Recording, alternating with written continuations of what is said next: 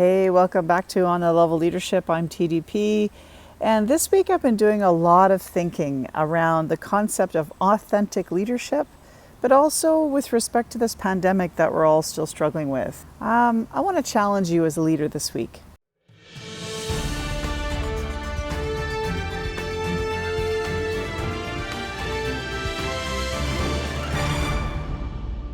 I've been struggling with the concept of authentic leadership for quite some time now because when I am my authentic self, I'm often told to dial down the Tammy, which means dial down the assertion, dial down the opinions, dial down the no bullshit factor, right? So for today, I'm going to toss that aside for a second. So a lot of my videos on this channel have been fairly polished. I have gone through a number of concepts around leadership. I've discussed the leadership challenge, the Kouzes and Posner model, which I totally believe in, by the way. And everything I've done has been authentic. But let me tell you a little something about me right now. Here are my thoughts. 16 months into this pandemic response, which, by the way, YouTube has this thing where if you mention the pandemic in any way, shape, or form in your description or in your title, that you can be demonetized. Well, you know what? I don't give a rat's ass about that. Because here's the reality about this situation. 16 to 18 months into this response, I am seeing organizations that are failing massively at addressing the mental health impacts of this pandemic on people generally. And what I'm hoping to do in today's video is to challenge you as the leader of your organization, wherever the hell you work, to really take a look at your position. Because if you are at the top of your game, if you're at the top of your organization and you're not personally taking responsibility for some of the organizational stress that you've imposed on your employees during this time, then I'm going to seriously challenge you on that. Because one of the things I have noted is that there's a big push on self-care, which is the right thing, by the way. It's the right thing. We need to look at mental health capacity and the issues of mental health that this whole pandemic has caused some real degradation of people's moods. People have struggled. People have lost family members to COVID. They have had to deal with isolation. Some of us have lost our jobs. Many are losing their businesses. Some have had to completely pivot in order to maintain their profitability. And so this has been a big monumental shift for many of us. Some of us have to deal with children who are stressed about working from home and not seeing their friends. So there is a huge amount of stress with respect to the current situation, which, by the way, is not over. And this particular vaccine, or virus rather, is not going away anytime soon. It's now going to become endemic. It's going to be part of our seasonal flu vaccine process, right? It's our new normal. So here's the thing. What I'm noticing is that companies and organizations are really focusing on the importance of self-care, which is fantastic, except for one thing, that I'm noticing that leaders are opting for the self-care line so that they themselves do not have to take any responsibility for their roles as leaders within their organizations. One thing I'm finding terribly disappointing is when I hear from friends or colleagues who work in organizations, no matter private or public, that are hearing their leadership talk about self-care and how they're opening doors for them and bringing in therapists and doing all these things, and yet are they themselves not doing anything to actually take accountability for their behaviors or for their actions or for their desires.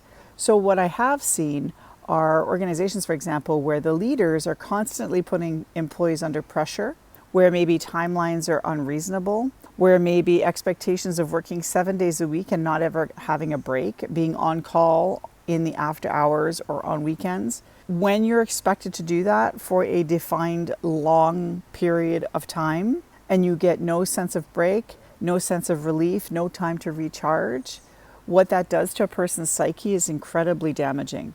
And what I'm finding really difficult to accept, and what I'm going to call bullshit on, is when a leader of an organization sits there and tells the staff how they should be establishing their own boundaries and how they should be leveraging the tools that are being offered to them and that they should be taking care of themselves while they themselves as the leader continue to put undue pressure on their staff and expectations.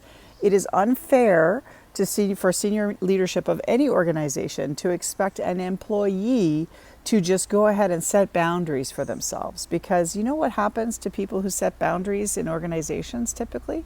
They become career limited. Military chopper going by. Be right back. There it goes. So what was I saying?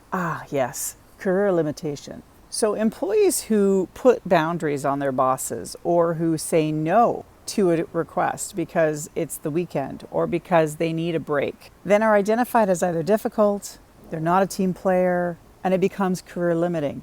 So how fair is it for senior management to expect employees to set their own boundaries when the leaders themselves don't espouse those same values? I always bring it back to Kouzes and Posner because the leadership challenge is where it's at. But when you don't model the way as a leader, how the hell do you expect the rest of your organization to follow through? If you want your employees to have stronger, healthier mental health boundaries, then you as the leader of the organization must, not should, not maybe nice to, must adhere to the same values. I think it's uber frustrating for me. This is a rant for me this week because I am extremely tired of hearing how the responsibility of an employee's mental health during this COVID crisis is entirely predicated on they themselves identifying their needs and then making sure that they follow through with those needs.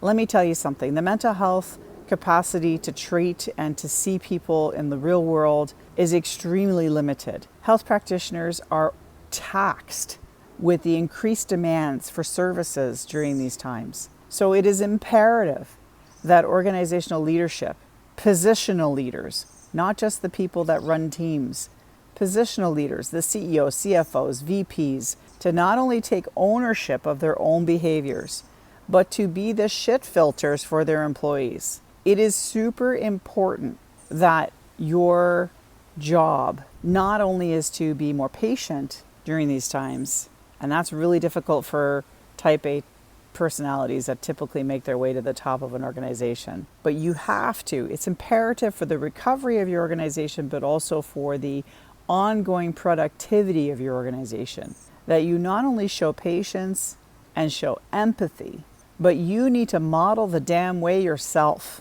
Because if you don't, you completely lose the trust of your staff. Your turnover is going to take a kick, and you're going to find it really difficult to recover as an organization. And let me tell you another thing.